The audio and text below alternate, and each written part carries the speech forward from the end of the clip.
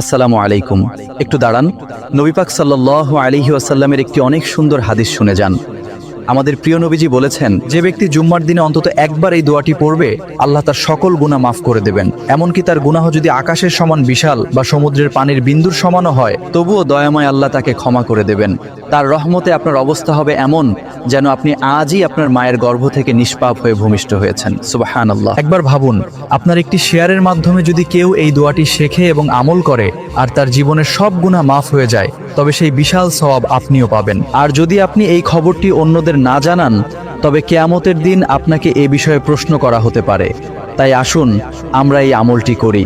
দোয়াটি হলো, আস্তাগফিরুল্লাহাল আযীম আল্লাযী লা ইলাহা ইল্লা হুয়াল হাইয়ুল কাইয়্যুম ওয়া আতুবু ইলাইহি। আল্লাহ আমাদের সবাই ক্ষমা করুন এবং জুম্মার দিনের বরকত দান করুন, আমিন। প্রিয় দর্শক, ভিডিওটি যদি আপনার সামান্যতম ভালো লেগে থাকে, তবে একটি লাইক দিয়ে আমাদের উৎসাহিত করবেন।